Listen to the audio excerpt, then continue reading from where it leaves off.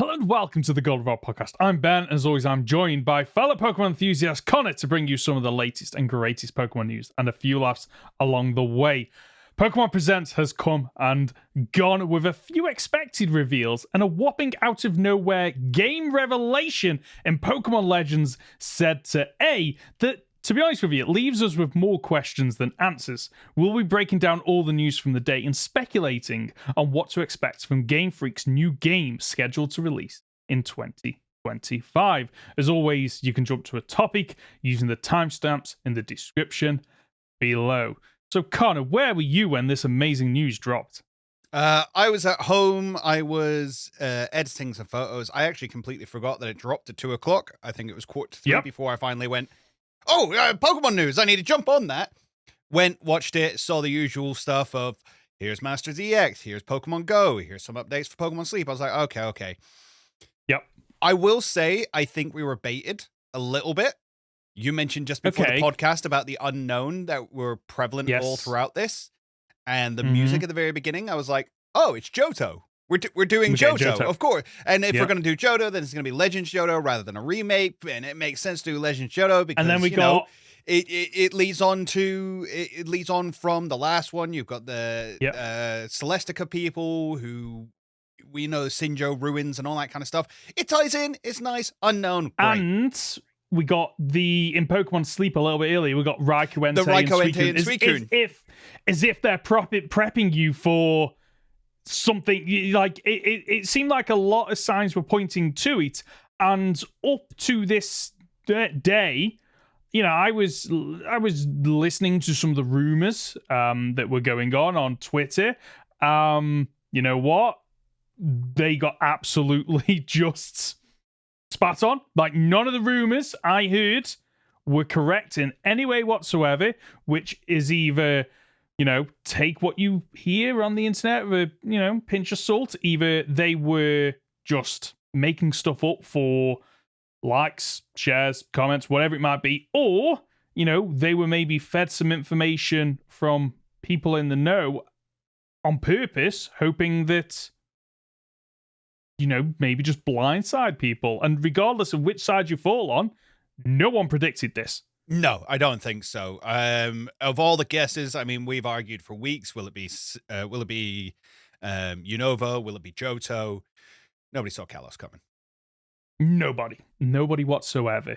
And and I don't want to get too much into this conversation because I do want to take this in the order that things were revealed, if that's okay. Mm-hmm. But I can't help but feel that maybe whereas Legends Arceus was perhaps that the team had this desire to make this game and knew what they wanted, maybe Z to A is some of their frustrations maybe of we never got to finish Gen 6. It feels unfinished. And what can we do to kind of revisit that? And this feels like that. I do have thoughts as well as to how this can tie in with Gen 9 and why we're seeing Kalos now, when it takes place, things like that. But we will come on to all of that sort of thing later. Okay. One thing I do want to mention. Do you like the name? Z to A. Like, I think I like the concept of the name more than I like the name. Yeah, I there's obviously going to be some meaning to it. Credit to originality that they didn't, because what they could have just gone is Legend Zygarde. Or whatever they wanted to go to. There's obviously a reason to this. Z2A implies things that I think I want to touch on a little bit later down, and I think that the name will grow on people when more information is revealed and they play the game.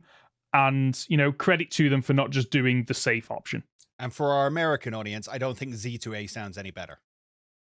So, there you go. No. Agreed. But yes, run us through all the other announcements that we got on Pokemon Day.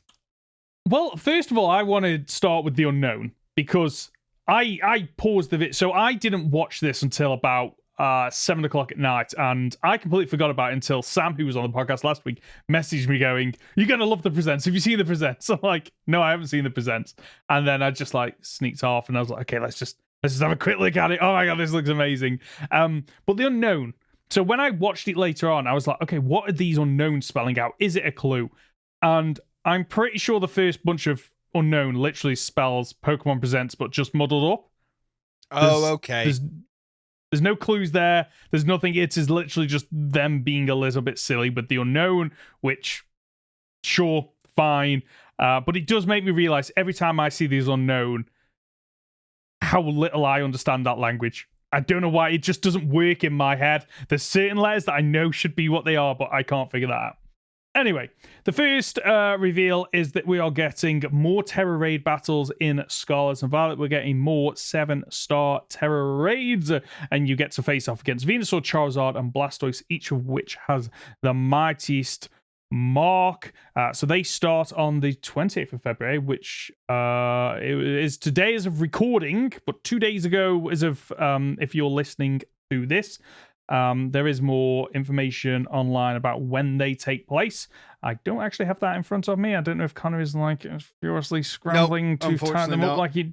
Conor, this is I know what you're good at. I know. I'm sorry. This guy. But I guess I guess the question is: are you going to do them?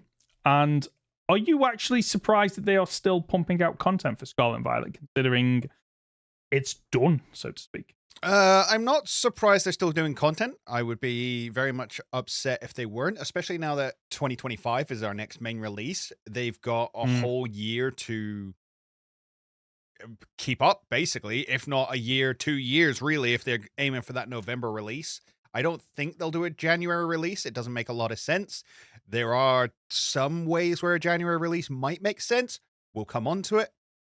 No, yeah. But yeah, they need to keep Scarlet and Violet interesting. I think raids are the only thing they've really got going for them at the moment. I would love to see more raids like the Mewtwo one, which feels more like an event.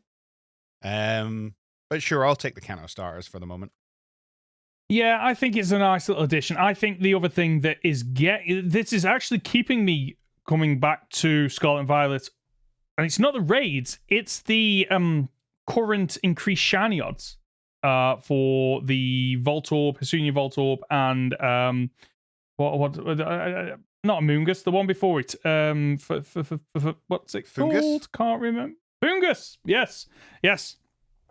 So Game Freak, more of that, please, and I will happily keep playing Scarlet and Violet because the increased shiny odds in that game are absolutely ridiculous. I think it's definitely in their strategy, I think, where, okay, what can we do throughout this year to keep people consuming Scarlet and Violet? Because, like you say, chances are we are getting nothing new this year, which was a shock in itself, I think, from the presents. I honestly expected a reveal for November this year. And the fact we didn't get it. I believe the phrase is a surprise for sure, but a welcome one.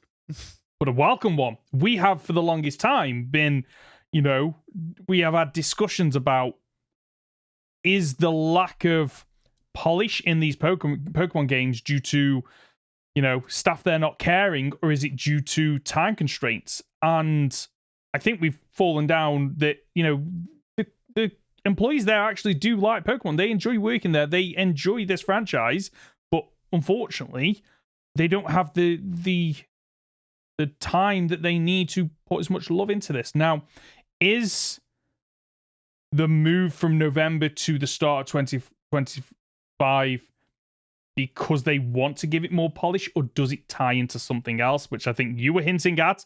Yep. And I think we're both on the same wavelength, but we'll talk about that later on. I'll put a tweet out about it. But I think,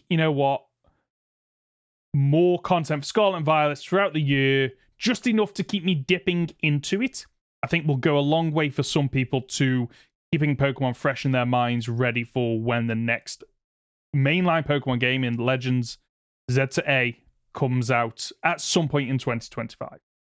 It's going to be interesting because that's the point. It's sometime in 2025. Don't know when. There might be a reason to have it in January, February kind of time. I could see them aiming for November. If that's the case, do you think this was always the release date, or do you think, after the discussions that have been had at Game Freak after we read that article, do you think somebody's turned around and gone, okay, no, we'll give you an extra year?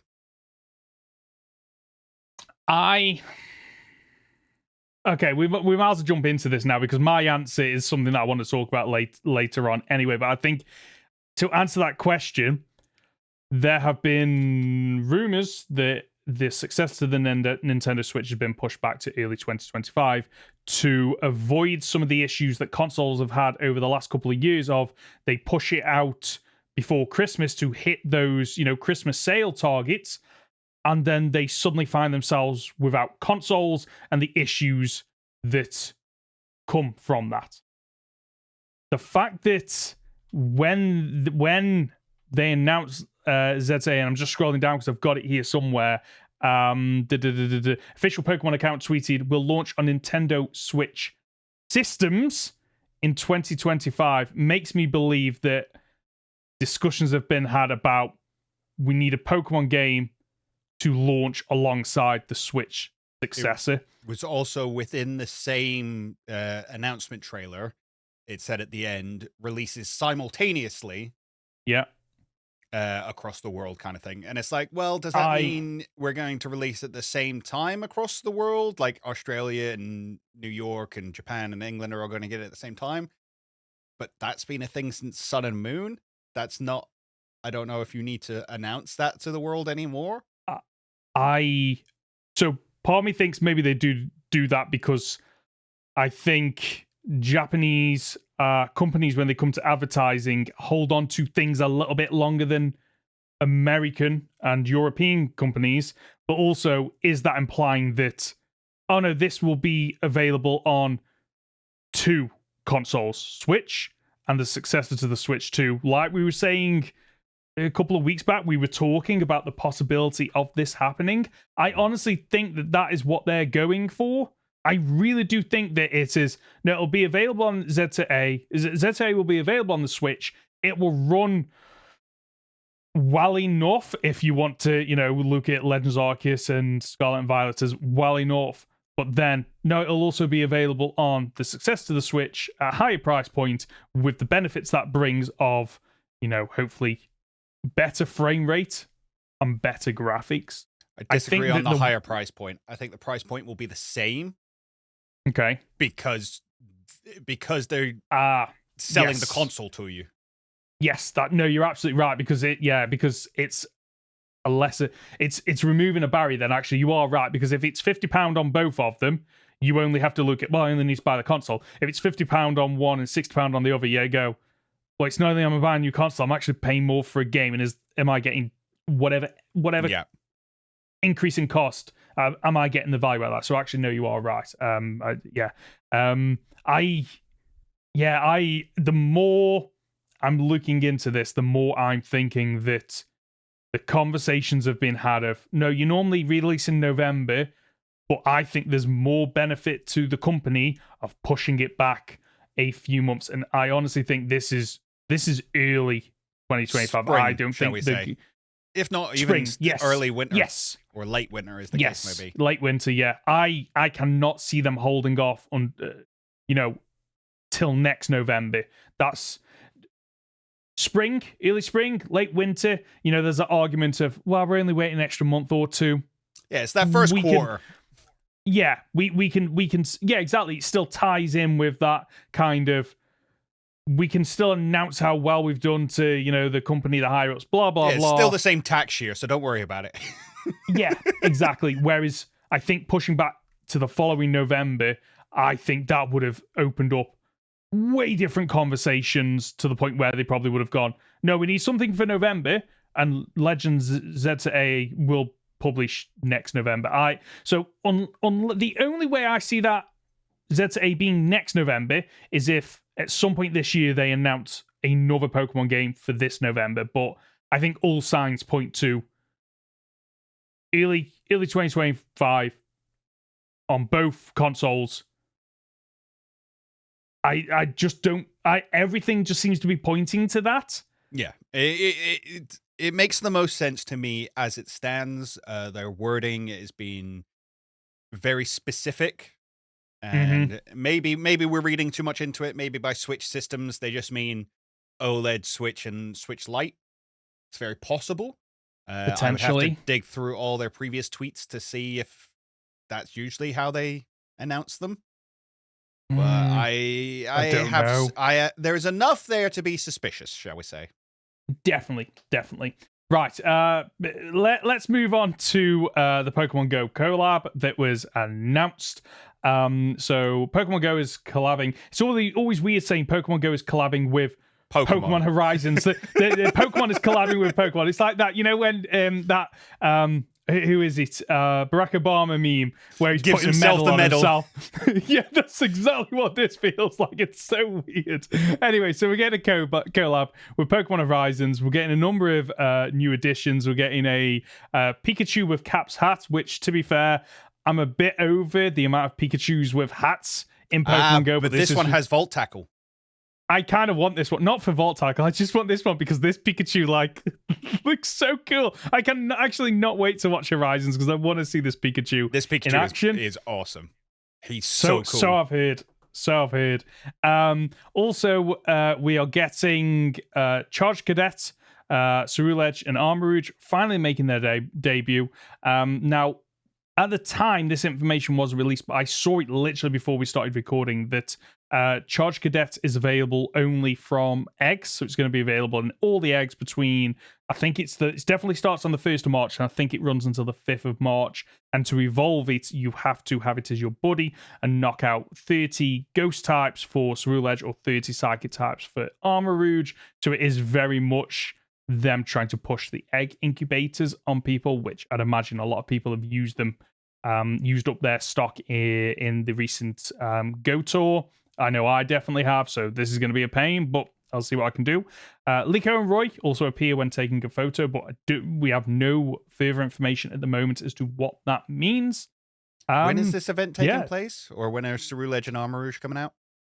Between the 1st and the 5th of March. Oh, okay. So it's a little bit early for an Easter egg hunt, but...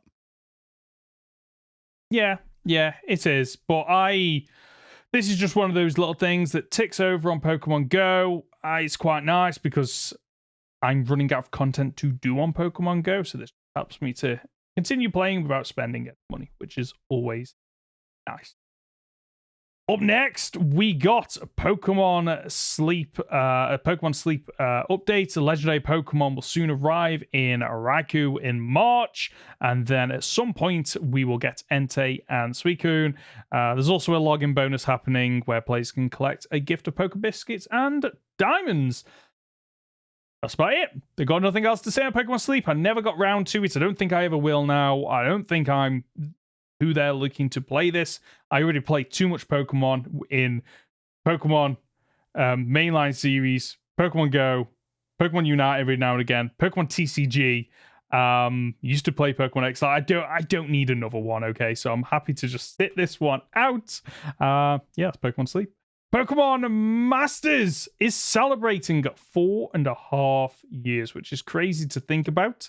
Gita and Glamora are arriving, and Silver is coming along with a Tyranitar. It's also bringing along a few other... That Mega Evolves, yes, Megas. We'll come on to Megas. There's also a couple of sync pairs returning as well. You can also log in at the moment and get 3,000 gems for absolutely free, which, if I remember, gets you 11 sync pair rolls, which, sure, it's nice, I guess. It's better than a slap in the face, isn't it? It's better than a slap in the face. There's also the long-awaited photo creator mode coming to the game. I will say this about Pokemon Masters EX, one of the funniest Pokemon games that I have played in quite a while. However, I have said before that it seems to be that whenever I install that game on my phone, my battery gets absolutely drained. So unless they bring it to the Switch or PC, I'm not touching it again. I just can't risk it, despite the fun I have with that game. Do you want to talk about DNA's next game that they're coming out with? Is that Trading Card Pocket? Yes, it is. Yeah, let's jump ahead and then we can go back. That's absolutely fine. So this was probably the second biggest reveal behind Legends Z2A. And probably the most confusing one for me. Because I genuinely thought they were just advertising, oh, by the way, TCG Live is available. It's out of beta and things now. Yes. You can download it on your phone and play it. Because it's got the same look. It's got the same look as TCG Live. Yeah, which is an odd look to go for, considering that nobody likes it. Just saying. No, it is a whole new game. It is a new take on the TCG. Similar to how, so I think Yu-Gi-Oh! Did something similar recently. Well, they had, no, what was it called? Speed Duels? No, not Speed Duels. Okay. Link Duels, something. They had a sort of different version of the game that you could play. It had a different collection of cards, and you got to play as one of the heroes, and the heroes had special effects and stuff like that. And I think in the anime as well, they've switched away from the long form card game to Yu-Gi-Oh! 7s and doing rush duels and things like that to basically slim the game down. You get a much smaller board. You only get 3 back row and things like that, and you play much quicker. And that seems to be what they're aiming for with Pokemon Pocket. It's a slimmed down version of the TCG, which looks to be aiming more at getting you to invest in collectible pictures. It's NFTs with extra steps, is what it feels like. I like that. Yes. So I was speaking to one of my pals about it, and the fact that, you get so many free packs a day. I think it's 2 free packs a day. Yeah, so that's 2 free packs a day. So you open those, and it's got the whole opening animation. You got to swipe across to open it up, get that haptic feedback. Ooh, feel good. And then I have to assume there's going to be microtransactions in it. It's the fact that it says in the trailer, in their own trailer, it says open 2 packs a day at no extra cost. Yeah, that is such a red flag. Which is really bad, considering I have praised TCG, Pokemon TCG for years and years and years for not having microtransactions. There's actually no way within TCG Live or PTCGO before it to buy cards within the game. The only way to get cards is to either play or to go buy real cards, so you've got something physical that you've paid money for, right? The digital codes were an extra. This comes off to me as a microtransaction-filled gacha game. Which isn't a surprise when it's made by the same people who do Masters EX, which is quite literally a microtransaction-filled gacha game. Yeah,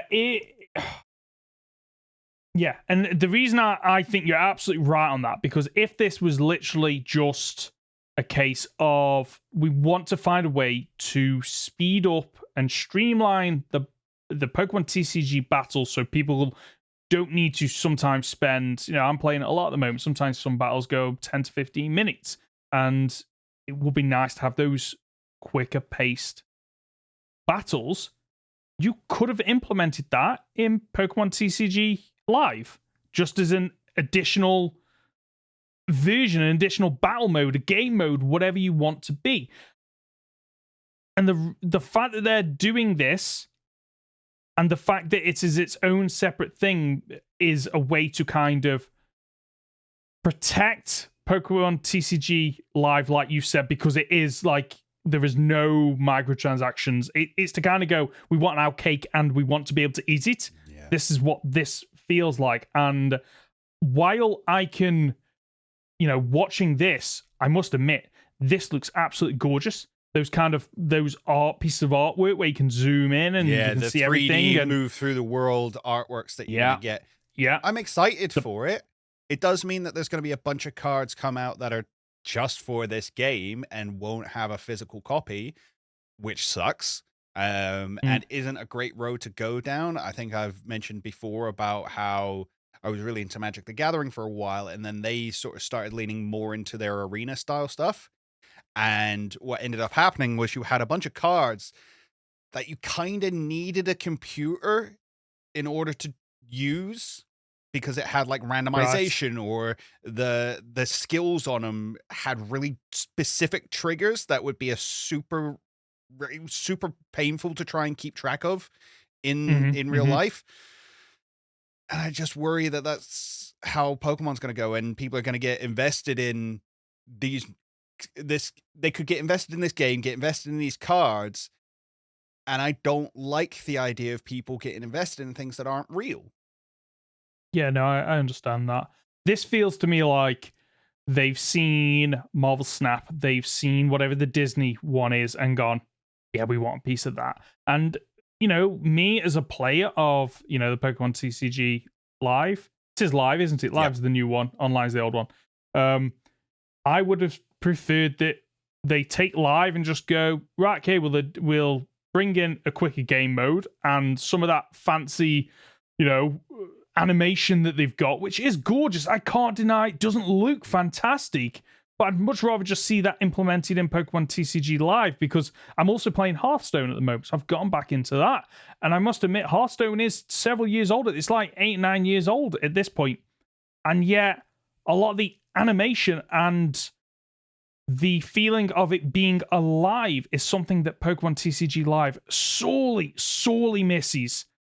And it feels like this scratches that itch, but I don't want to be playing something that nudges me to going, oh, you can play for free, but to get the most out of this, or to get to the top the fastest, you're going to need to invest money. We might be very wrong on this.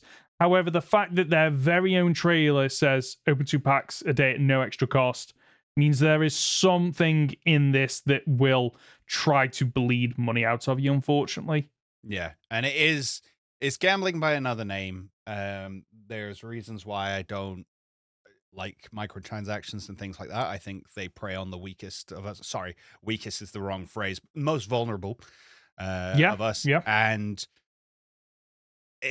I know other games do it, and I've played other games. But that doesn't make it right. No, it doesn't make it right. And in fact, I think Pokemon should be held to a higher standard because they've already got all the money.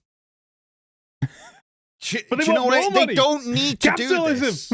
Money. No, they don't. It was the same when they were doing $40 skins in Unite. It's unnecessary. It's entirely unnecessary. This is. I will hold off my hatred of it until I see what the game is, but there are far too many red flags for me currently, which is a shame because I love the TCG. And in fact, I'm going to Euros again this year because I want to watch the TCG. And you know what? The thing that one of the things that annoys me about this is there is some artwork. Actually, you know what? 90% of the artwork for TCG, if not more than that, is beautiful. It's gorgeous. You can tell the creator has put love and affection into these pieces of art. And then you get the full art cards, which are absolutely gorgeous. There's a reason I have them on display behind me, because they are beautiful to just sit down and look at. And the fact that we're potentially getting that in a digital version, but there's a haha gotcha behind it of, oh, you want to see this fancy artwork? Well, you can do, but chances are we're going to be trying to get more money out of it. It's just really disappointing of Pokemon. And I know that every company exists to make more money. I get it, but come on, look at what you've got already, and give something back to the fans. And I think there's a lot of people that are frustrated by TCG Live. I'm pretty sure the last time I looked at the ratings, it was somewhere between 2 and 3 stars because it had a terrible launch, apparently. And I think people are frustrated with, okay, you got rid of online, you bought out Live, but Live seems to have the same issues of online of, we put out the product and it's kind of done, rather than developing it, improving it, making it better. So why didn't they invest the time in making that better rather than bringing out something else? And I think we've answered the question of more money. Honestly, online Online wasn't pretty by any standard. It was one of the original Arena games. It was really old, but it was functional. And I would have loved to have seen them just introduce the dusting mechanic for the cards into TCG Online, and that would have been it. I think most people would have taken that over live. It's a stylistic choice. It's not great to look at. It's got lots of flashes and stuff in it. I think it's improved. I haven't looked at it in a long while. I know people who say it's good. I know people who say it's bad. That's the internet for you. I still think it's nowhere near what it should be. MTG Arena looks better. I think the Lorcana online sort of arena is called Pixelborn. It's not even official. It's made by like one guy and looks better than TCG Live. There's a lot done to that, unfortunately. It is one of those things where I feel like Pokemon Company are very good at going, okay, what's the minimum amount of money we can put into something? And Pokemon TCG Live definitely feels like that of, you know what, we need a new version of this. We're not going to be making that much money because a lot of it comes from the physical side of buying and selling these cards. So what's the bare minimum we need just to keep some people, proportion of the audience happy?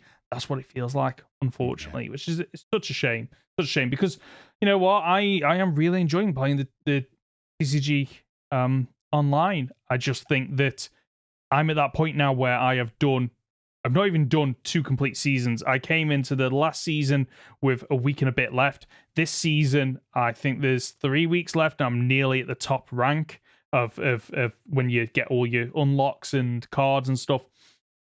And even now I've gone from, I need to play every day to try and hit that rank too. I'm getting a little bit bored of this. Hence why I downloaded Hearthstone, because I was like, I need to mix this up a little bit. And I just don't think TCG Live is going to keep me for much longer. It's nice to play. It's easy to pick up because they give you a load of the decks that you need to at least play somewhat competitively. And the ranking system doesn't mean that you at the bottom are suddenly facing people at the top and getting absolutely spanked.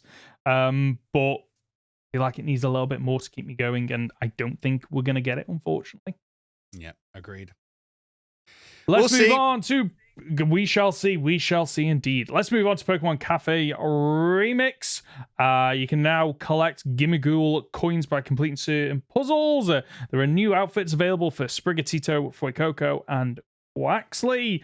And there's some bingo events that, if you participate in them, you can have the legendary Pokemon Koraidon and Miraidon join your staff. And I must admit, I took this information from the Pokemon official website, and it starts with the always charming Pokemon Cafe Remix. I mean, again, pat yourself on the back there a little bit. I mean, it's not wrong. It's an apt description. It really is. It's beautiful to look at, I must admit. But I think when I first saw my daughter play, because she does dipping in and out of it every now and again. And when I saw it, I was like, oh, it's just one of those connect games. It's just like you swipe and you connect them. Okay, I got this. So, of course, when she got stuck, she was like, can you help me? And I just straight away did it. She's like, how do you know what to do? I'm like, I've seen 100 of these games at this point. They are so common. They've been going for a very long time. I had fun with it when I played it. I think my issue was how you got new staff members was basically rolling the dice. Oh. Never good, is it? Yeah. Never good. But, unfortunately. Yeah. Pokemon Unite. I've just realized I did not take the copy from the website, but Miraidon joins February the 27th. In April, we get Phalanx, and then at some point, the edgiest Pokemon ever, Ceruledge, will join Pokemon Unite. I'm glad that Pokemon Unite is still going. I dip into it every now and again for just that little bit of quick, fast MOBA action. This is what I think Pokemon... This is like what... Pokemon Unite is what Pokemon Trading Card Pocket seems to be for MOBAs. There are other MOBAs I play where sometimes I'm like, I've been playing for 45 minutes. Can someone just win this game? Yeah. Please, Pokemon Unite. The fact that it's guaranteed to be 10 minutes or less is brilliant, and it's just a quick and easy MOBA that actually feels good. And the fact that, because I rarely play it, and when I do play it, I'm in ranked, I just match with everyone that seems to be really bad at the game. So it's rare that I actually have a bad game, and I do feel a bit bad that I'm probably bullying little children that don't know how to play Pokemon Unite, but that's life. So Conor is obviously readjusting. What's it doing? What are you doing? Unite is still one of those games, unfortunately, that I can't play. It's an addiction for me, so I have to steer clear of it. But I love watching it. I love watching it at high levels. I think it's fantastic. I'm really excited to see what Miraidon brings. I think Through Edge is going to be fun, and Phalanx could do a lot as well. They're 3 very cool Pokemon to bring into the game. Yeah, and it is good that I'm for Pokemon Unite.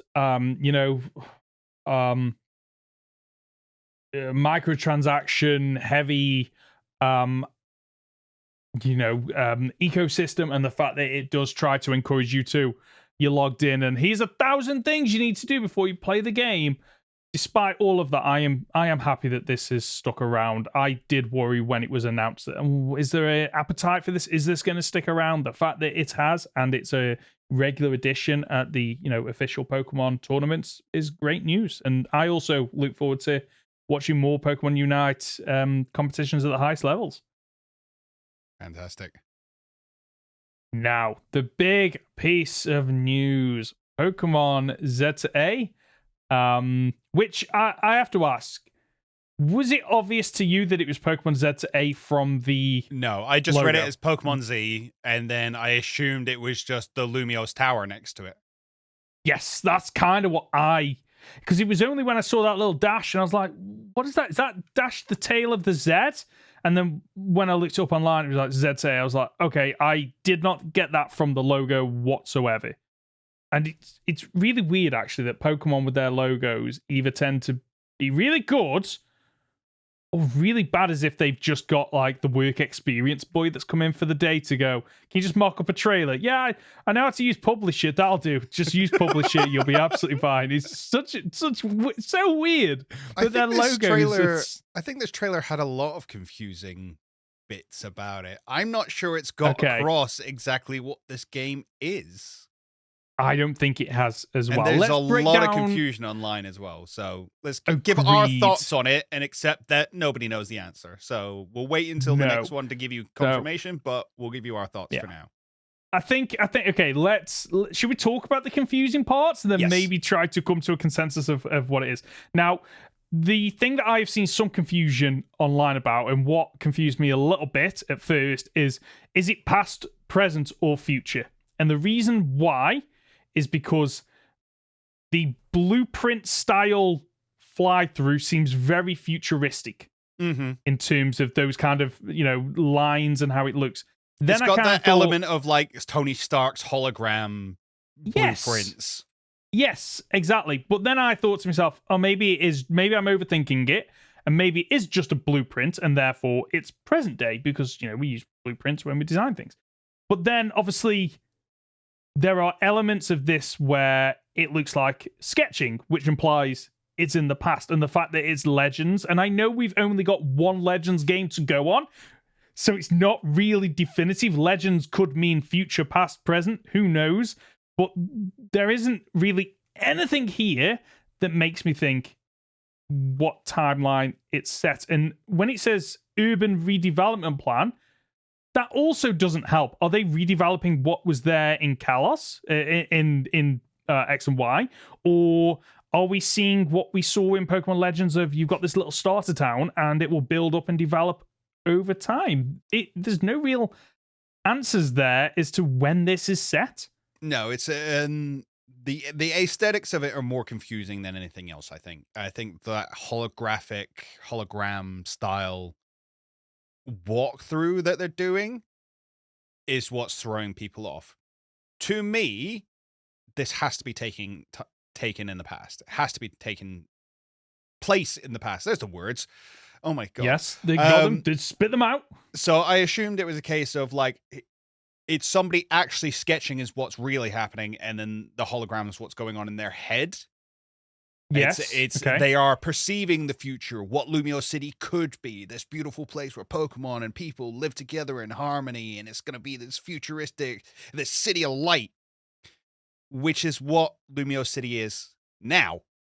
And if you have a look at the blueprints and the big sketch of the big Lumio City circle they have at the end, that's just Lumio City. It's not new. It's a little bit more high res, but it is Lumio City as we know it. So for it to be a redevelopment plan, my assumption is they are redeveloping it into the Lumio City we know and love. Yeah. Yes. Meaning it takes place in the past.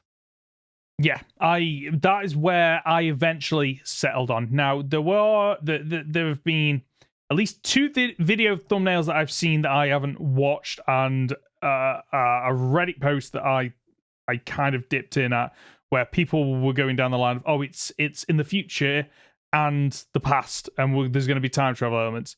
Folks, we've been burnt by this before, okay? There is likely, very unlikely, to be any form of time travel outside of maybe a side quest or 2. I don't see this being a game where they are having to jump between past models and present models and future models.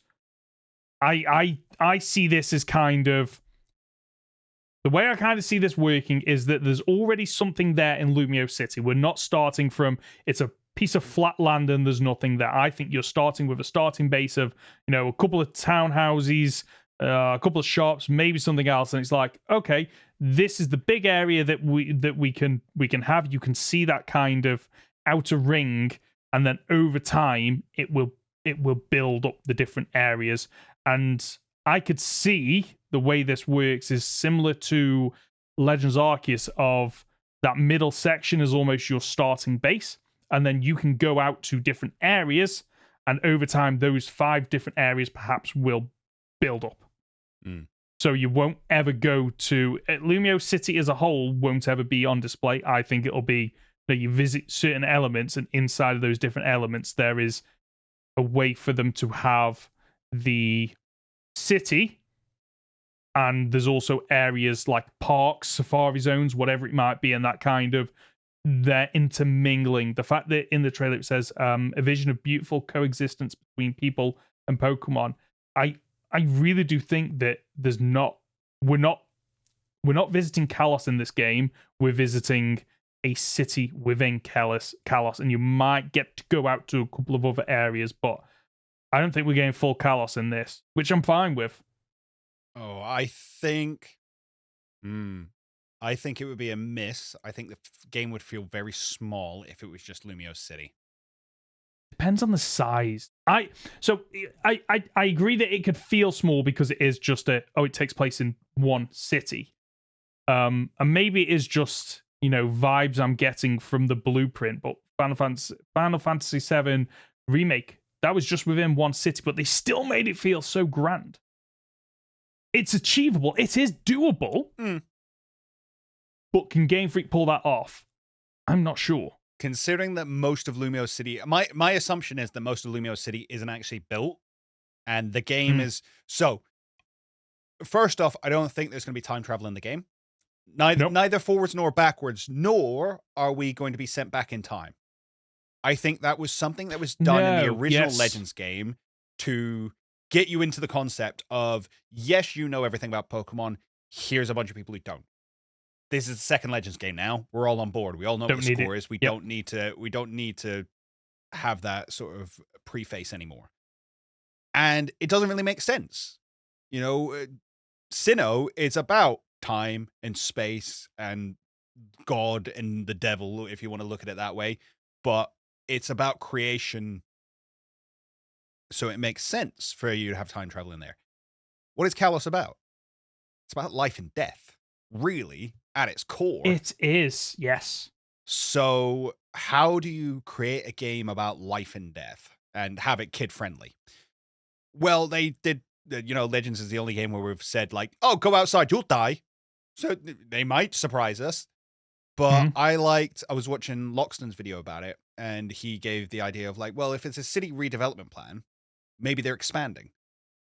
And if they're expanding, Pokemon has always had this kind of nature versus technology, human interference within the natural world and things like that, would it upset the balance that Zygarde is trying to protect? So you as a person are trying to help the city build outwards.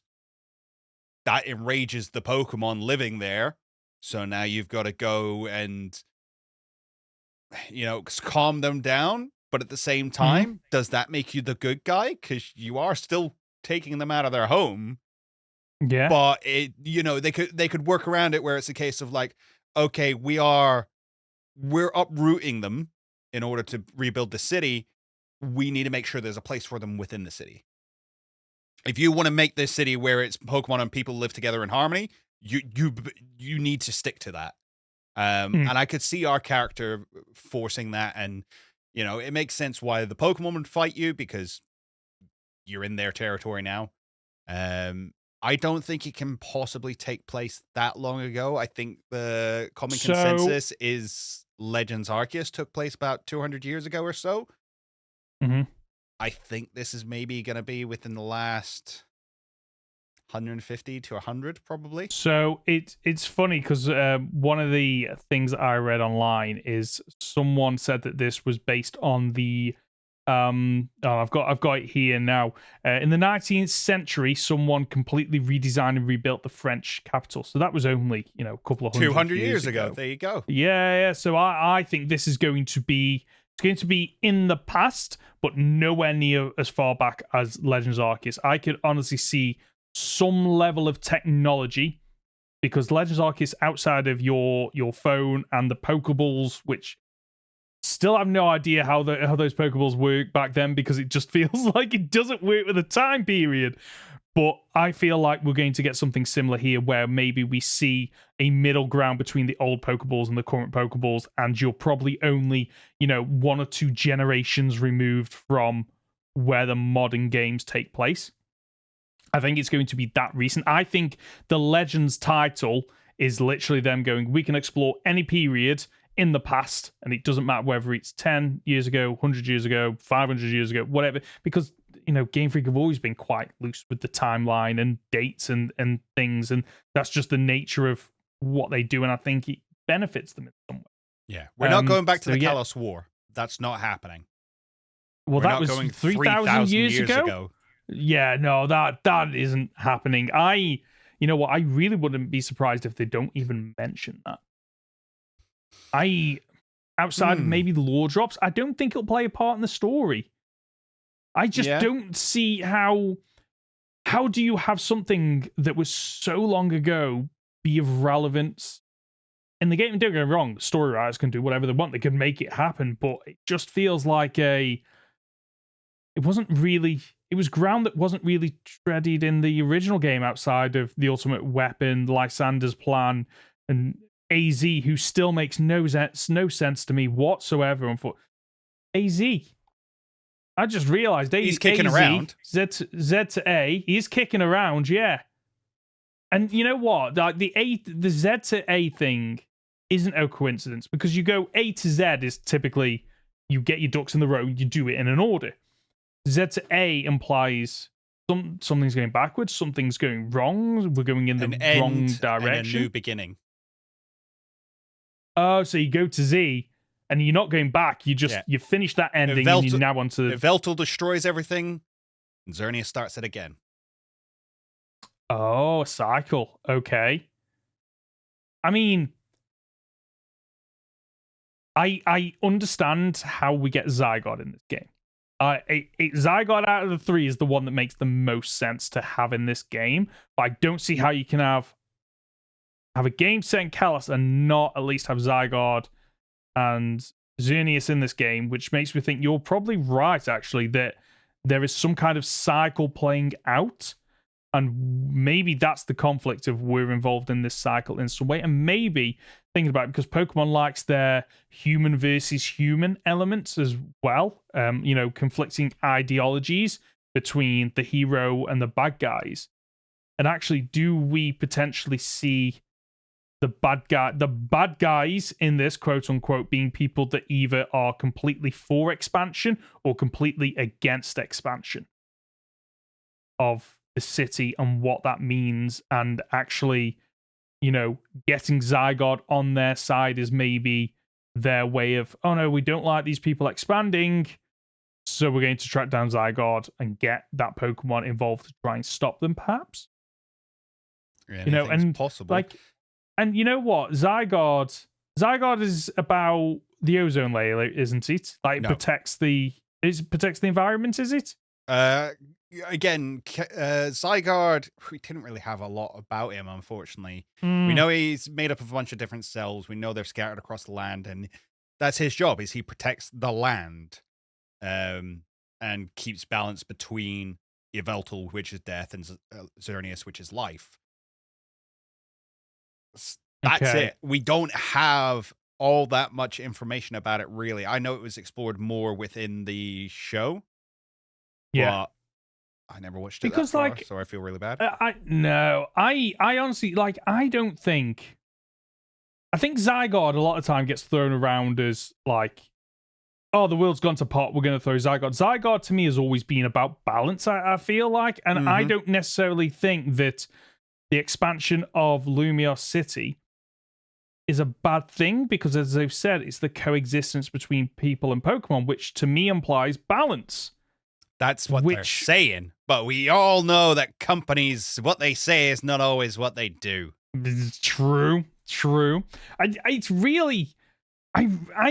Okay, this goes back to what I've been excited about for Pokemon Presents for quite a while, of they have done exactly what I hoped they would do, of just throw out a curveball in terms of the game, the style of the game, when it's getting released, what it's getting released on. And it's one of the things I'm really looking forward to this game, of just to see if Legends Arceus was we've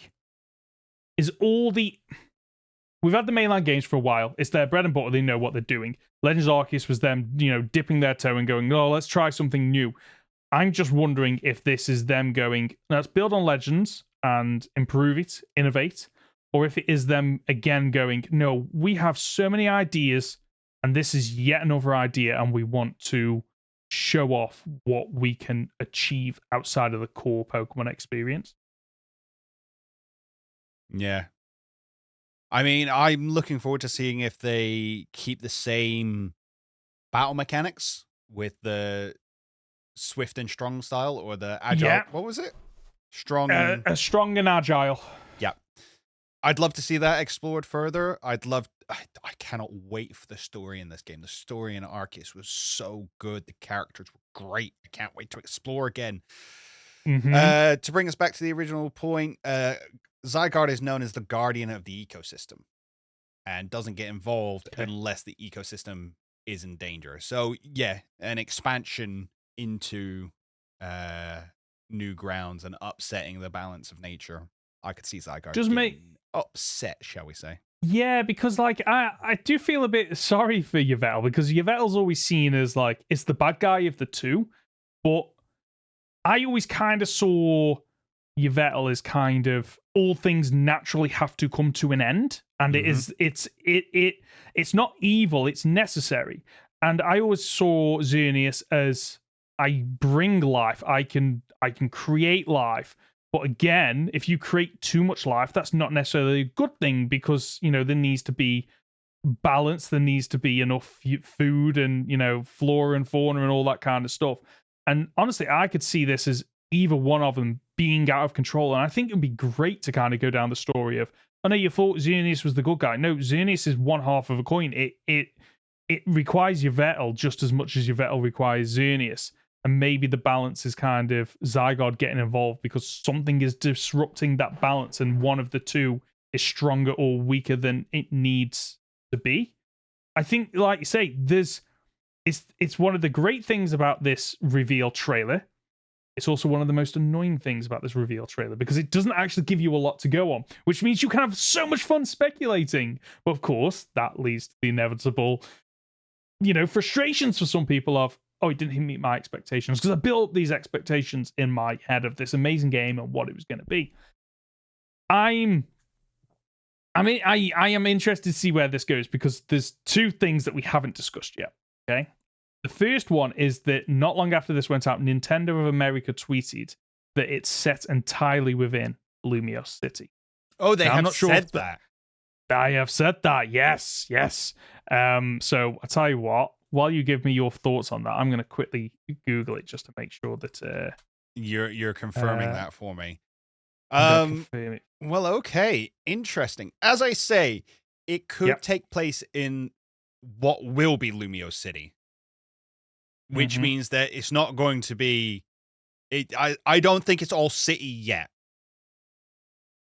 No, agreed. Yes. So so it says Nintendo of America tweeted, and it's been pinned. So obviously they want to draw attention to it. Want to see the reveal trailer for Pokemon Legends ZA, a new adventure set entirely within Lumio City. So I think to your point and what we discussed earlier on, I think it's set entirely within Lumio City, but I don't think the entirety of the gameplay areas to start with is city. I think there's going to be a lot of Greenland and areas and biomes to explore. Right. What I'm going to do is I'm going to look up the map that they show at the end, because I'm pretty sure there's like five different there are five around it. So you've got the main area directly in the middle. You've then got 5 circles of various sizes and designs coming off it. You've then got several lines coming off it, one of which looks very thick, almost like it's a water kind of area. You're counting up how many? 1, 2, 3, 4, 5, 6. Yeah, 6 separated. There's 5 big segments. Yeah. So they could quite easily... Now, this is the thing. Do they make it like Legends, where these are 5 different areas that you go off and explore in depth? Or is it going to be open world? Okay. I would prefer... Sorry, I'm jumping back and forth with this. And I think the reason why is because we saw Scarlet and Violet do open world. And I think, unfortunately, it led to it feeling very empty. And we've said that before. Whereas Legends Arceus, the fact that it's split into several biomes means that it's better at hiding it, because it... the area of Legends Arceus, I don't know the map comparison to Scarlet and Violet, but it felt like the area we were playing in was bigger, because you're aware playing that game that you're not visiting all the areas, because there's probably a lot of areas where it's just nothing is going on, where Scarlet and Violet was kind of like, here's everything, which kind of proved that you were going through a lot of areas where nothing was going on. And for this... I think we could see it actually being quite similar to Legends Arceus, of which ward, which district, whatever they want to use to describe that, which one do you want to go to? And there's the 5 different ones. And, you go in that area and you can see loads of open area where you can do and see things. And then you've got cities just down the sides and everything, but they can use that to kind of hide some of the limitations of trying to do a big open world city. Yeah. Because the thing is, I think Kalos was the first real big city you got to explore. I mean, they did it in Black and White. Slightly did, because Black and White, though, we were still in the Sprite era. This Lumio City was the first time that you could do a full 360. You could cut through. There was side alleys. There was a reason why Lumio City frustrates so many players. Oh, I got so lost. And even now, I only played it about 3 weeks ago. I still get lost in Lumio City, and I'm going to the taxis, and you go, oh, how much is a taxi? Oh, 750, only to find out that it's literally dropped you off. Literally two seconds away from where you were. Yeah, it's ridiculous that it was poorly designed, unfortunately, in that game. And I think another stab at it where they can make each area very distinct. And I think that's one of the great things about this blueprint that we've got now, is that yes, there are, it looks like several different districts and wards, whatever you want to say. But it's very obvious that they all look slightly different in terms of what they offer, the size of the buildings, the location of the buildings, those circular plateaus that you've got as well, and what they maybe represent. It's going to be really interesting to see what they can pull off with this. They've obviously got something in mind. I'm looking forward to seeing where they go with it. How do they do the biomes? If it's all taking place in the city, how do they do the biomes? How am I going to get fire Pokemon? How am I going to get ice Pokemon? Where's my caves? I think you could maybe do it a little bit differently and have maybe an industrial ward, which is, okay, the fire Pokemon are there because they're getting involved in manufacturing and production. Electric Pokemon are there for the power. Then you could have a ward that's based around construction, which is where you get your fighting, your steel types, you get your rocks, your ground. You could have the catacombs, which is where you find your poison, your ghost, your dark Pokemon. You could have a technology sector, perhaps, where you find intermingling of other things like, again, steel and electric type Pokemon. So that's maybe how they do it. So it's biomes, but they are not natural biomes, they are man-made biomes. Okay. See that working. I think that works better. What I don't want is a repeat of the Blueberry Academy. I enjoyed the Blueberry Academy for what it was. I enjoyed the split of the biomes and the ease of hopping over each of them. But it only works within the context of Blueberry Academy. Yes. I wouldn't want to see that here. This is an open world Pokemon game where I'm actually in the open world. Blueberry Academy wasn't. For those of you who don't know, you're under the ocean in that. Even the sky isn't real. It's a big LCD screen. You know what, actually, I'm quite excited if they go down the route of man-made biomes and developing it that way. Be quite interesting. And the fact that, I have seen the catacombs idea isn't something that I thought of. I read about it and I was like, oh no, that does make sense. That Paris is known for its catacombs. How amazing would that be to be able to explore some of that? And it just links in with, if there is a shady organization, they, go underground. They would be underground, right? And it would make sense as well, on that Legends side quest style of, this is still a time where people know kind of how to live with Pokemon outside of Hisui, as far as we know. So you get that conflict by, well, new Pokemon are showing up. I don't know these Pokemon. I don't know how to deal with them. Why are they coming here now? It's like, well, because you've got furnaces burning constantly. You've drawn them in. How does that interact? And we can finally see Pokemon interacting with people and people learning to live with Pokemon. It could happen. Don't do this to me. Right? It could. Don't do this to me. I'm going to have some hope. Mega Evolutions are coming back. That is confirmed at the end of the trailer. We get just the Mega logo shows up. With that sound effects, they knew what they were doing. So, okay, what are your thoughts on Mega Evolution returning? Because I'm fans have been asking. I think they're great. I am. Yeah. Fans have been asking for a while. Do you think? Okay. I'm trying to figure out if I'm being a cynic here.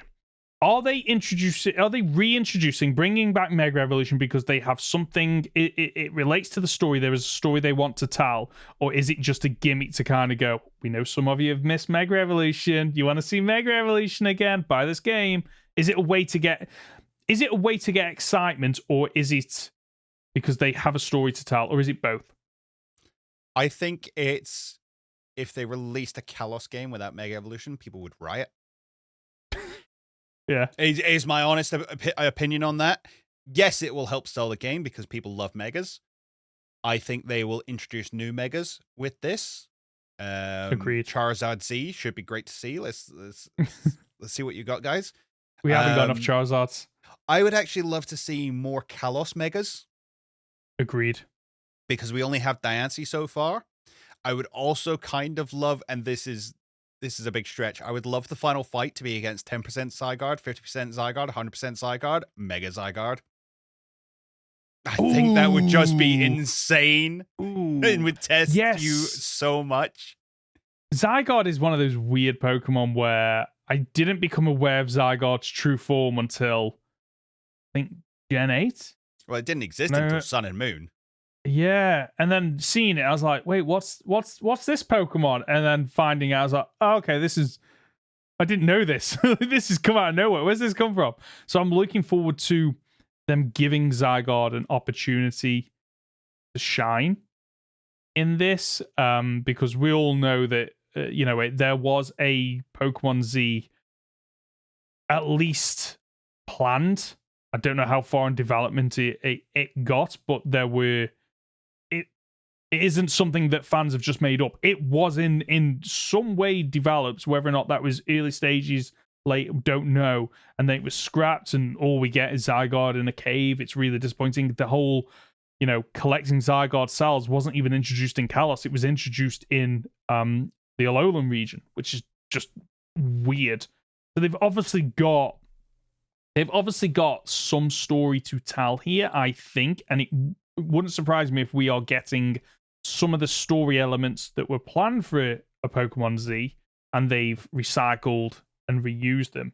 And thinking about it, I'm just wondering, and this is me being, I think, a little bit dark, because I don't think Game Freak would go here, of, Paris has the catacombs, and if you've ever been down in the catacombs or seen pictures of the catacombs, there is a lot of skulls down there making up the walls, okay? It's a little bit worrying. If they're going to tie this into the war that happened 3,000 years ago, perhaps this is where the weapon was fired, and the catacombs are what is left of the area beneath. Well, we know there is a path of destruction that comes out from around where the weapon fired. I think there's a bunch of grave sites that span out from around the weapon. My theory still to this day, and people have other ideas, of course they do. We know now that it's not Paldea. It wasn't Paldea that got hit. I still think it was Hisui. I'm still 100% convinced it was Hisui.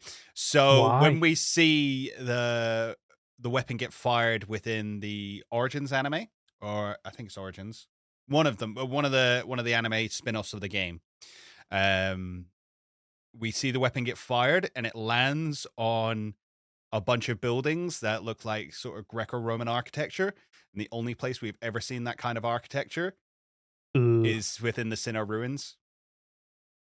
Oh, and there are the Sinnoh ruins, and we read bits from Kogita's past of her saying, like, oh, all my people used to live here, all my friends.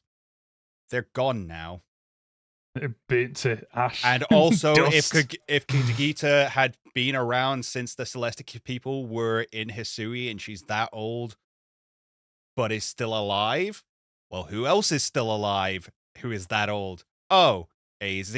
Why? Because he got exposure to the weapon. What if Kogita also got exposure to the weapon but wasn't directly within the blast? There's enough there that I kind of am convinced that that's where they fired it.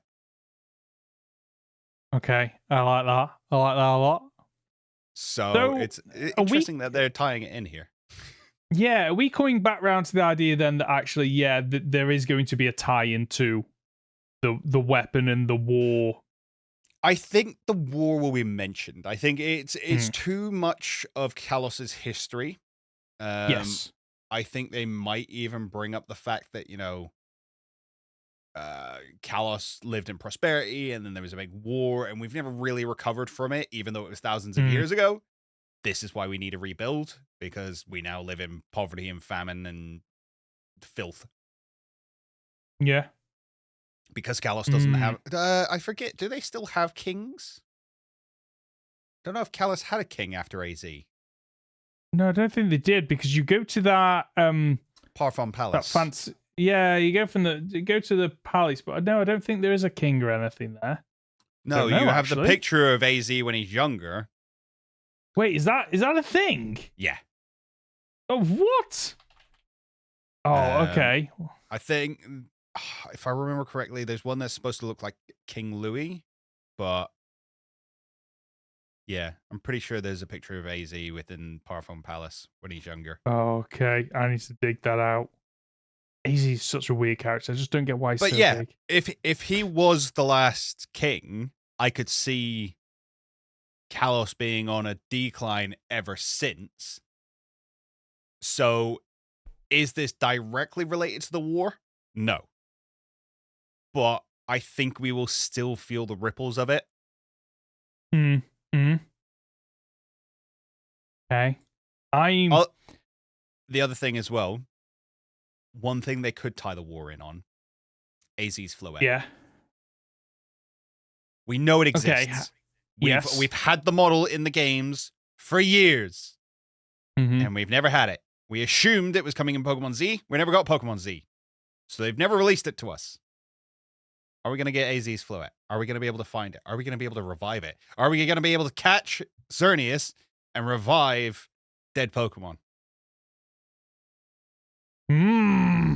I think the more we talk about this, it's not dead. It already got revived. I lied. It's just out in the back. It's only at the end that it returns to him. Mm-hmm. I think the more we talk about it, the more it feels like, Game Freak never got round to doing Z. They never got to finish off that generation, and it's the only one that sticks out because every single generation has had some kind of sequel, remake, third version, whatever it might be. X and Y stands alone. It never got anything outside of X and Y. And I think that this, Legends almost feels like we have to make the main generation games over here, and we know we have to make them. But every now and again, we would love to be able to bring some fresh thinking and different ideas. And you know what? Legends Arceus was, of the Switch generation games, I think my favorite.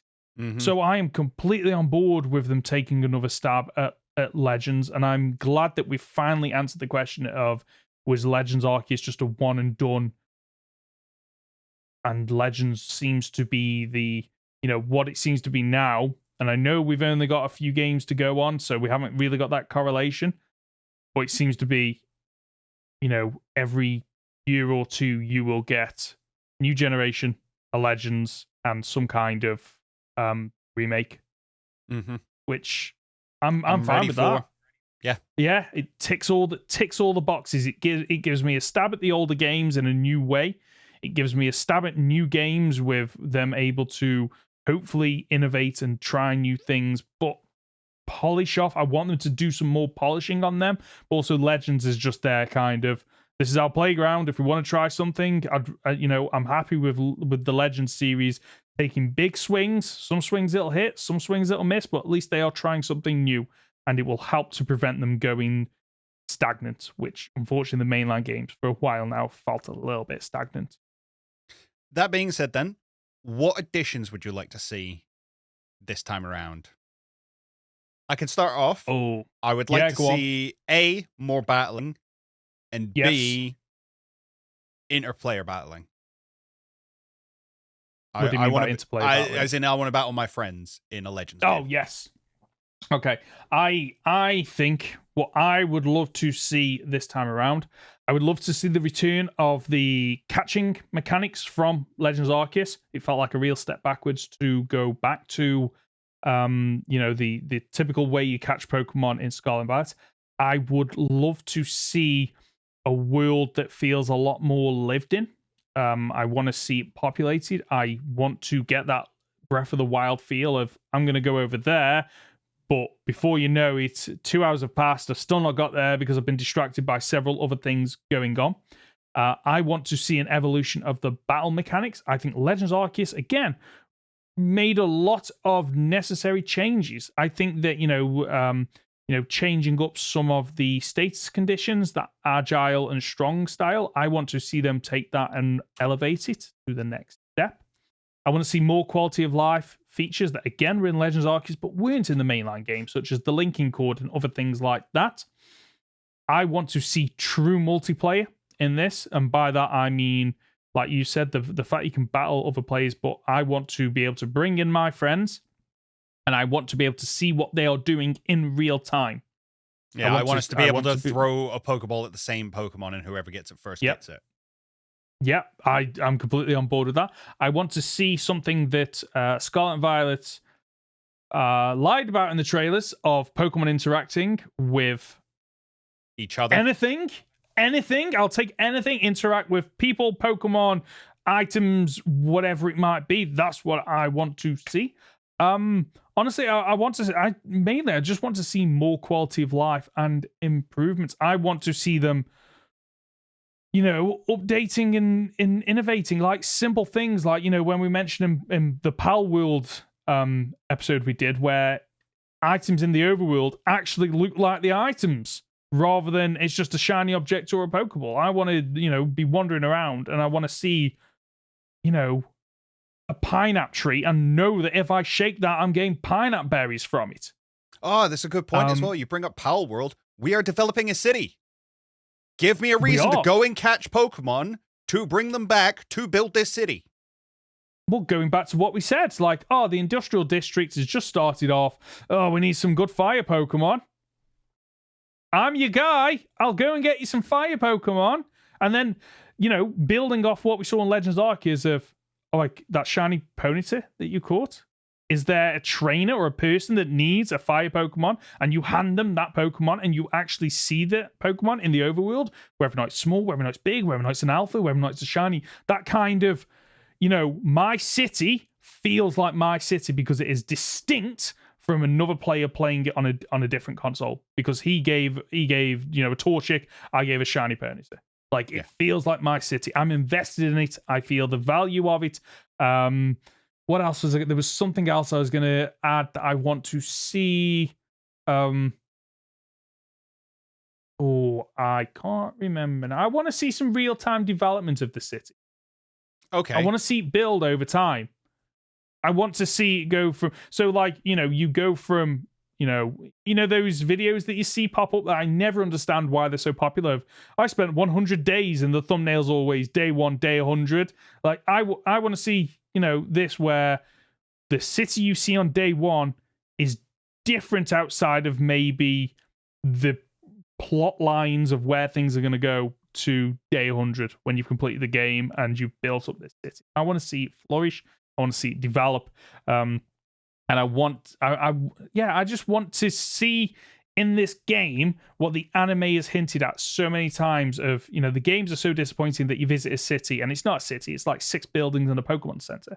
I want to see what we see so many times in the anime of, metropolises, like massive areas of, constructed items and roads and motorways and cars and people living their lives. That's what I want to see. This is something that allows us to see, hopefully, people and Pokemon living side by side that we haven't really had a chance to see in any of the games. Because they are, in most games, seen more as pets in terms of, I just got them in the house with me, rather than, no, I work in construction, so of course I'm going to have a load of fighting and steel Pokemon.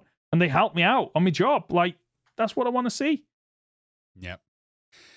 I'm excited. To cut a long story short, I'm very excited for another Legends game. I have hope.